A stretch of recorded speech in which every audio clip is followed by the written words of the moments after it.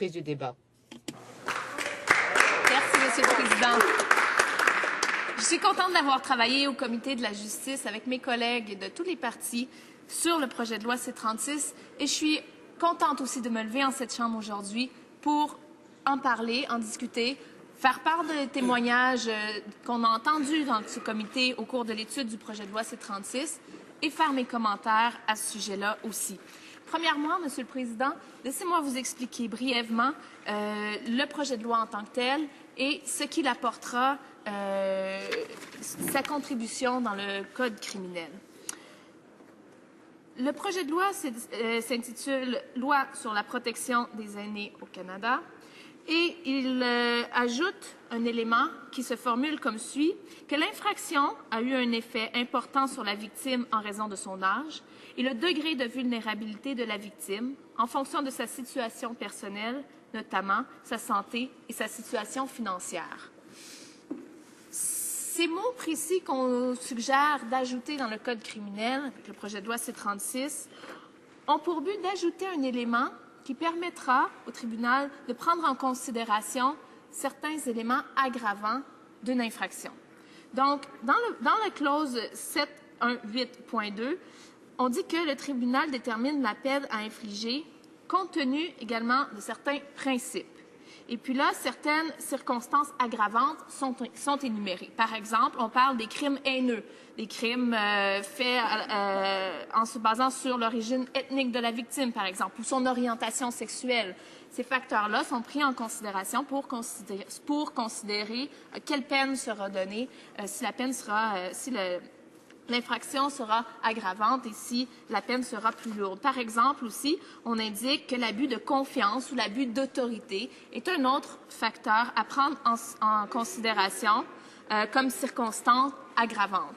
Donc, ce qu'on vient ajouter ici, c'est un autre élément, une autre circonstance aggravante qui serait l'âge de la victime et le degré de vulnérabilité de cette victime en fonction de sa situation personnelle.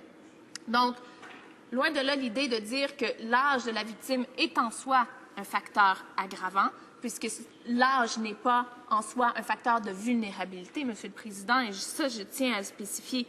Mais c'est que parfois, certaines victimes, certains actes peuvent avoir des effets plus importants à cause de l'âge et de la situation personnelle de la personne. J'aimerais vous donner un exemple, Monsieur le Président.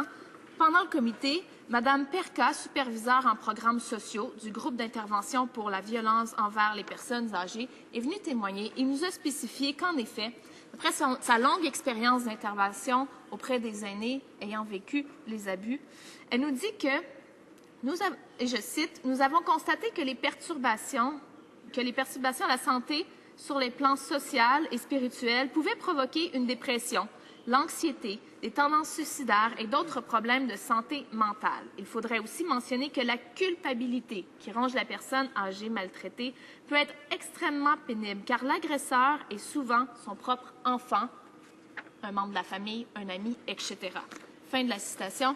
Donc, je pense que ce que Mme Perka nous illustre ici, c'est que si la victime est une personne âgée qui est particulièrement vulnérable à cause de sa situation de logement, par exemple, et qu'elle est dépendante d'un ami, de la famille, d'un centre de résidence pour se loger, il est possible que l'abus fasse en sorte qu'elle doive déménager et qu'à cause de sa situation financière, à cause de l'importance que cette personne attache à son réseau social, son réseau de soins, bien cette personne-là ait plus de conséquences, des effets plus importants sur elle, puisqu'elle a des limitations quant à la possibilité de déménager, par exemple, pour éviter la situation, le lieu où elle a vécu l'abus.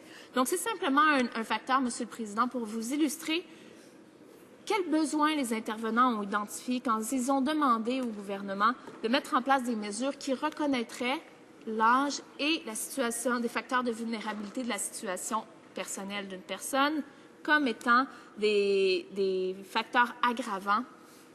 Donc, c'est un peu ce que je voulais illustrer. Maintenant, quel impact réel aura le projet de loi C-36, Monsieur le Président?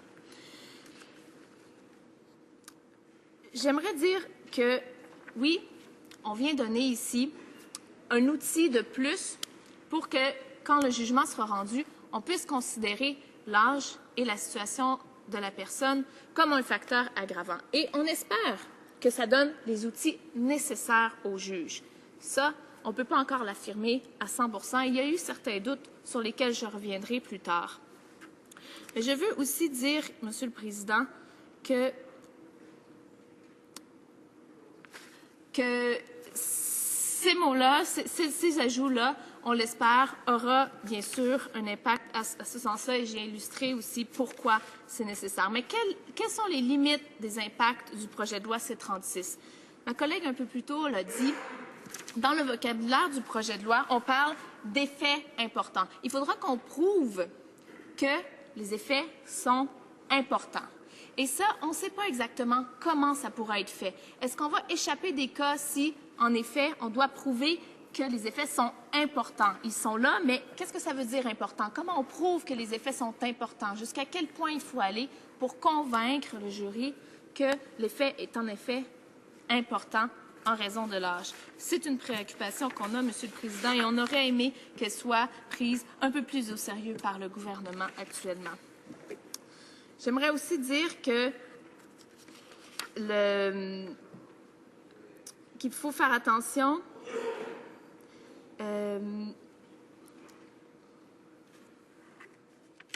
j'aimerais aussi dire, Monsieur le Président, que l'effet important, oui, certainement, mais qu'il faut se rendre au bout d'un processus judiciaire très long et complexe, spécifiquement dans le cas de la maltraitance chez les aînés. Pourquoi je dis ça? Prenons déjà à la base que, selon la recherche, 1 cas sur 5 d'abus chez les aînés est dénoncé et porté aux intervenants qui peuvent ensuite agir au niveau juridique. Donc, c'est très peu, Monsieur le Président. Et pourquoi? J'en ai parlé un peu plus tôt.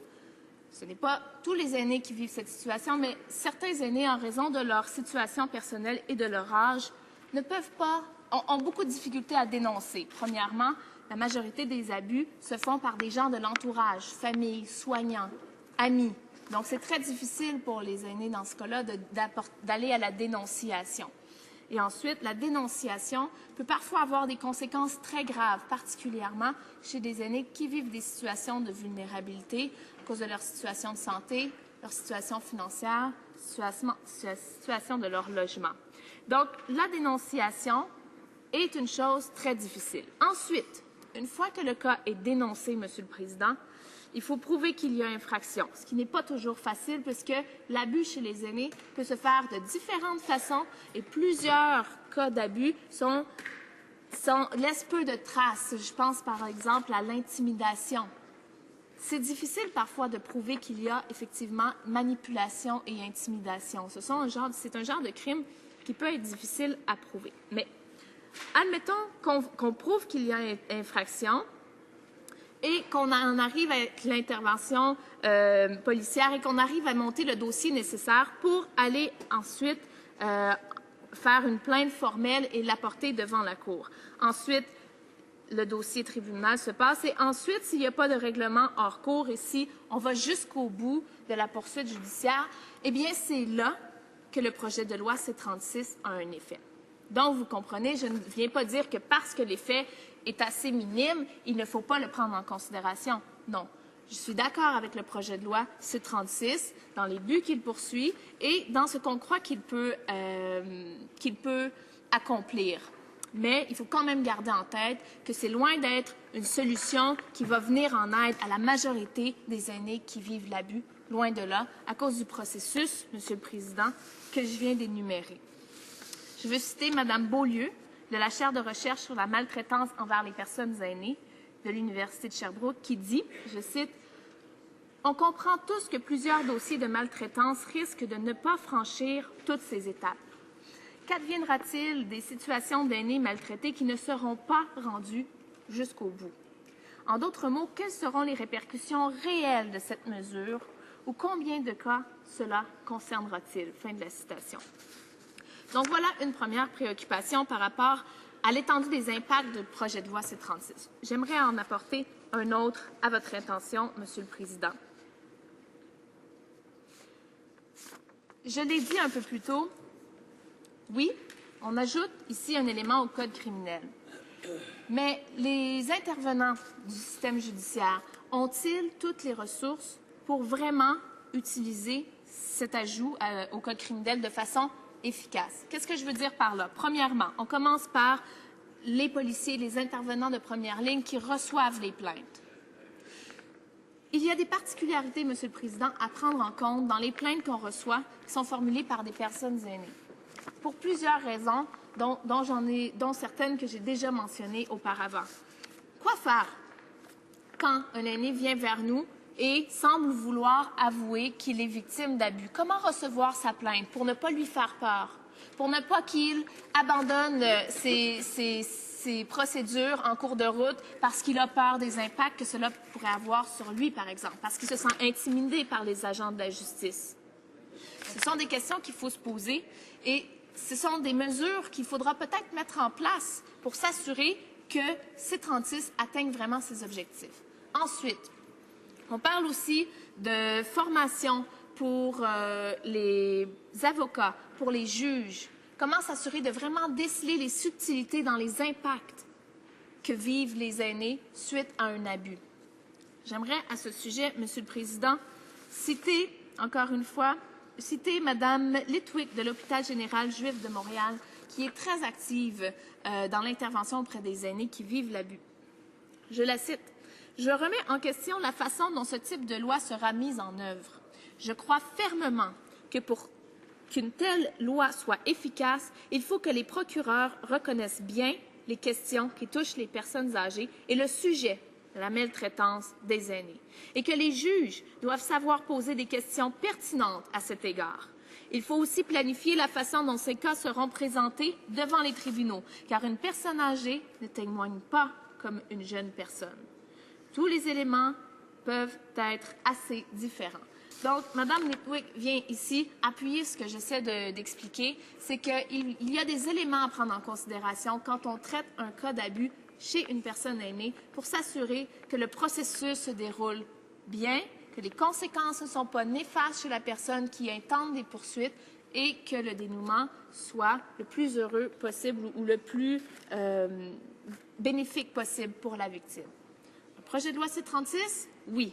Mais comment s'assurer qu'il soit mis en place de façon efficace et qu'il atteigne les objectifs qu'on veut lui donner? Mme Litwick vient ici nous donner de très bonnes suggestions à cet effet. Maintenant, Monsieur le Président, laissez-moi vous parler de prévention et d'intervention. Bien sûr, je ne pouvais pas passer à côté de ces éléments. Parce qu'un projet de loi qui s'appelle Loi sur la protection des aînés au Canada, Monsieur le Président, on pourrait s'attendre à ce que ce projet de loi-là protège les aînés. J'ai certains doutes par rapport à ceci. Je ne suis pas certaine que le mot « protection » soit le mieux choisi dans ce cas-ci, Monsieur le Président. Ici, on s'assure que les peines données à celui ou à celle qui a commis l'infraction soient adéquates en conséquence du geste posé. En quoi cela va-t-il protéger les aînés? Je vous le demande, Monsieur le Président. Je ne suis pas sûre que la sentence soit vraiment une façon de protéger les victimes. Il y a beaucoup de choses à faire quand ce qui a trait à la protection des aînés contre les abus, Monsieur le Président. J'aimerais citer encore une fois quelques témoignages que nous avons eus au comité en étudiant le projet de loi C-36. Madame Santos, de l'Association des infirmières et infirmiers autorisés de l'Ontario, a dit « Étant donné qu'un grand nombre de cas de maltraitance des aînés ne sont pas signalés, l'Association des infirmières et des infirmiers autorisés de l'Ontario encourage fortement l'adoption d'une approche à plusieurs volets qui vise, entre autres, la prévention efficace des causes fondamentales de la vulnérabilité des aînés à la maltraitance et à la négligence, par exemple la pauvreté, la discrimination, l'isolement social et le manque de logements abordables. » Ce que je veux retirer de ça, Monsieur le Président, c'est adoption d'une approche à plusieurs volets. Une intervenante nous l'a signalé de cette façon-là. Madame Susan Eng, vice-présidente de la Défense des droits à CARP, nous l'a signalé d'une autre façon. Les mots qu'elle a utilisés sont que le projet de loi C-36 constitue simplement un aspect de la stratégie globale visant à prévenir la maltraitance des aînés. Une stratégie globale, Monsieur le Président. Effet, adoption d'une approche à plusieurs volets. stratégie globale. On peut la nommer de plusieurs façons, Monsieur le Président. Je pense que le point ici est clair. C'est qu'il nous faut une stratégie contre la maltraitance des aînés. En ce moment, j'ai l'impression qu'on prend quelques pièces du casse-tête et qu'on essaie de mettre des plasters sur des plaies géantes sans trop savoir quels seront les impacts à long terme, quelles seraient les meilleures étapes à emprunter pour arriver aux meilleurs résultats possibles. Le projet de loi C-36 s'inscrit dans quelle stratégie, Monsieur le Président? On ne le sait pas encore. Qu'est-ce que le gouvernement a l'intention de faire pour ce qui est de la formation des intervenants dans le système juridique pour s'assurer que le C-36 soit en effet atteigne ses objectifs? Qu'est-ce qu'on mettra en place au niveau de la prévention, de l'intervention pour s'assurer que les aînés qui vivent l'abus puissent dénoncer si telle est leur intention, Monsieur le Président? On ne le sait pas. Et ça, c'est quelque chose d'important qui manque. Une stratégie globale, des intentions larges, des objectifs clairs et les moyens pour y arriver. C'est incroyable qu'on n'ait pas encore eu de telles informations à ce sujet. J'aimerais utiliser ici un rapport fort intéressant qui a été produit par le Comité parlementaire sur les soins palliatifs et autres services d'accompagnement. Un comité qui a été formé par plusieurs membres de plusieurs partis différents et qui sont arrivés à créer un rapport fort intéressant. Un chapitre complet de ce rapport est dédié à la maltraitance des aînés, un crime caché au Canada. Dans ce chapitre, Monsieur le Président, on a un plan d'action du Canada dans la lutte contre la maltraitance des personnes âgées. Une suggestion concrète qui devrait être analysée par ce gouvernement quant à un plan d'action. Pas une mesure isolée, Monsieur le Président, aussi intéressante et bénéfique qu'elle soit, mais une vision beaucoup plus globale et beaucoup plus viable et beaucoup plus à long terme, un plan d'action. Dans cette suggestion, Monsieur le Président, on retrouve 4 volets à ce plan d'action. Premièrement, sensibilisation. S'assurer que les gens sachent reconnaître les signes d'abus chez les aînés, s'assurer que les aînés sachent reconnaître eux-mêmes s'ils vivent de l'abus et donner de l'information à tous ceux qui peuvent être partie prenante d'une solution. Deuxièmement, Monsieur le Président, la prévention. L'information, c'est loin d'être suffisant. La prévention aussi, c'est important. Prévention, par exemple, en brisant l'isolement des personnes âgées. Prévention, par exemple, en soutenant les aidants. Et je pourrais en nommer plusieurs autres, Monsieur le Président. Ceci apporte à dire qu'il ne suffit pas de s'assurer qu'on punisse le crime une fois qu'il est commis. Il y a des choses à mettre en place avant que le crime soit commis. Et là, vraiment, on parle de protection des aînés, Monsieur le Président. Protection avant que le crime soit commis, pas seulement après, Monsieur le Président. J'aimerais ici citer quelque chose qui est dit par le comité et que je trouve très intéressant, qui peut nous amener à faire un lien avec un débat qu'on a eu l'occasion d'entendre aujourd'hui. Le comité considère que le financement de base destiné aux organismes non gouvernementaux est un moyen efficient de bâtir des infrastructures nécessaires à la réduction de la maltraitance pour les aînés. À quand verrons-nous cela, Monsieur le Président? Je suis impatiente de le savoir, parce que vraiment, c'est quelque chose qui peut faire une différence. Les organismes à but non lucratif, les organismes non gouvernementaux sont sur le terrain, les intervenants de première ligne qui peuvent juger des besoins de leur communauté et y répondre rapidement et efficacement.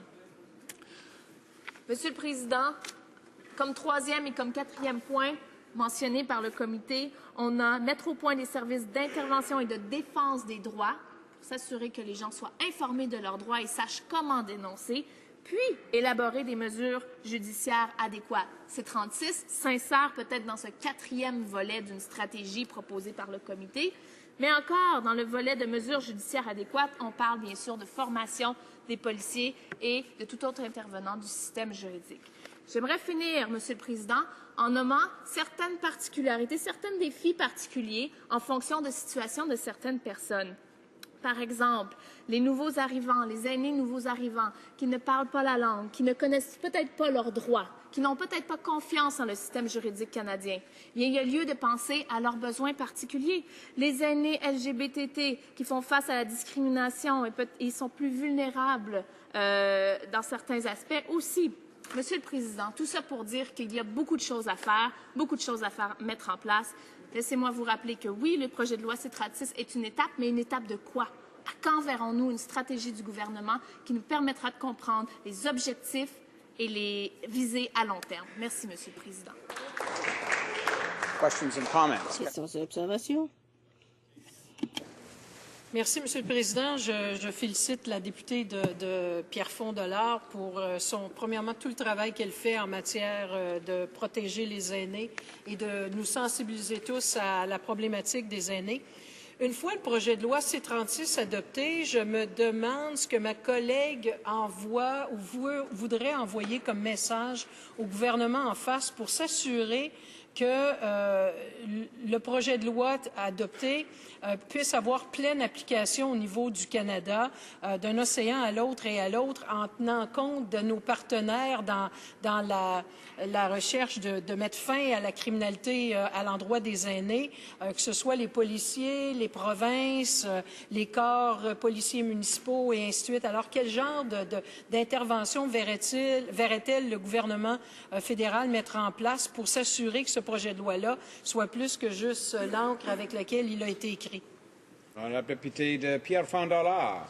Merci, Monsieur le Président. Je remercie ma collègue pour sa question. En effet, trop souvent, on voit de la part de ce gouvernement des projets de loi qui se veulent répondre aux besoins de la communauté, mais quand on gratte un peu, on se rend compte qu'en fait, c'est qu'un mur de fumée et que les plus fortes actions, les actions les plus concrètes qui pourraient être prises pour régler des problèmes ciblés, bien, elles sont évitées. Je ne dis pas que c'est le cas de C-36. C-36 est pertinent, je le réitère, mais si on ne prend pas soin, si on ne prend pas en considération une stratégie globale, j'ai des doutes des effets, de l'importance des effets du projet de loi C-36. Le collègue l'a très bien nommé. Si on veut s'assurer que C-36 soit un projet de loi efficace et qu'il atteigne ses objectifs, il faut penser à la formation qu'on mettra à la disponibilité des corps policiers, des avocats, de tout autre intervenant du système juridique, Monsieur le Président.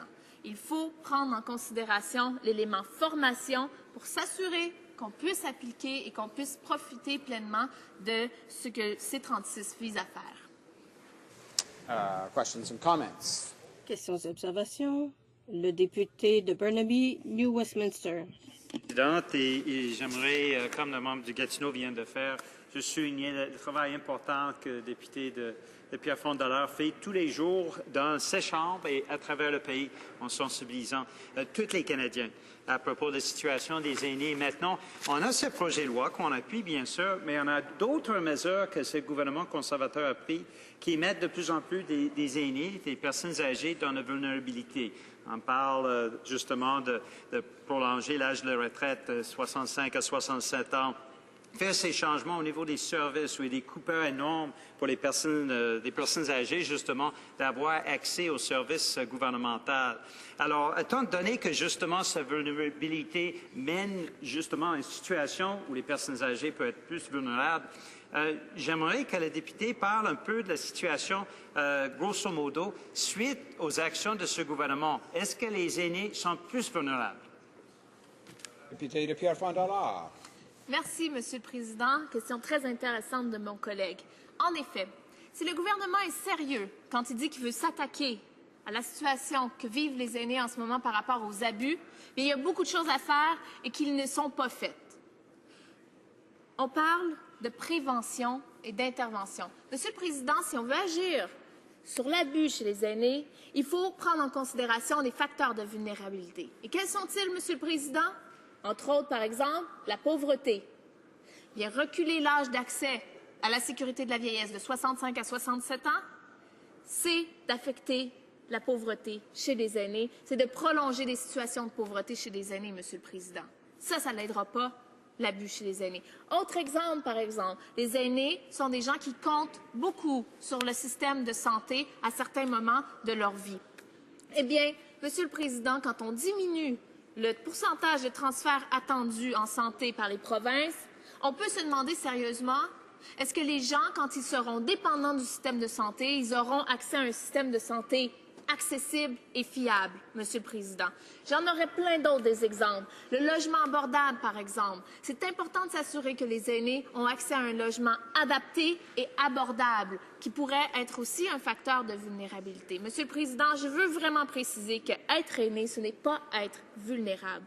Mais si on veut sérieusement s'attaquer à l'abus chez les aînés, il faut aussi prendre en considération les facteurs de vulnérabilité et d'abus, Monsieur le Président. Et ce gouvernement, en ce moment, est en train d'augmenter les facteurs de vulnérabilité, ce qui est désolant. Question et commentaire. La députée de Saint-Jean. Merci, Monsieur le Président. Alors, j'ai écouté avec attention le discours de ma collègue et elle a mentionné dans le quatrième point d'action la problématique particulière, une vulnérabilité particulière qui est celle des aînés qui sont immigrés et qui ne parlent pas la langue. Parce que contrairement à beaucoup d'émigrés qui arrivent en jeune âge et qui ont l'opportunité d'apprendre une des deux langues officielles, les aînés qui arrivent au Canada alors qu'ils n'ont pas eu la chance d'apprendre le français ou l'anglais, sont dans une situation de vulnérabilité particulière. Alors j'aimerais qu'elle nous parle un peu plus de cette problématique qui est vraiment spécifique. Député de Pierrefonds-Dollard. Merci, Monsieur le Président. Merci à mon collègue pour sa question. En effet, les aînés qui sont nouveaux arrivants ou qui ne parlent pas nécessairement le français ou l'anglais ont certains facteurs de vulnérabilité particuliers qu'il faut prendre en considération.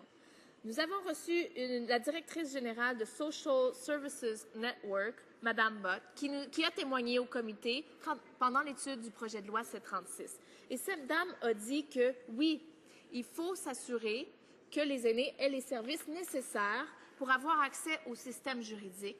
Il faut que les aînés connaissent leurs droits dans ce pays qui est le Canada. Il faut que les aînés sachent qu'ils peuvent avoir confiance en le corps policier. Il faut que ces aînés aient accès à l'information et à un service, c'est-à-dire qu'ils franchissent parfois la barrière de la langue, qui est même une barrière parfois. Donc, oui, il y a plusieurs particularités, plusieurs situations qui l'on retrouve plus souvent chez les aînés nouveaux arrivants au Canada. Il faut s'assurer qu'eux aussi aient le droit, l'accès aux services et à une dignité, Monsieur le Président. Et je n'ai pas entendu jusqu'à présent de mesures de ce gouvernement qui vont prendre en considération ces particularités. Question et commentaire. Alors, la députée de Chicoutimi-Le-Fjord.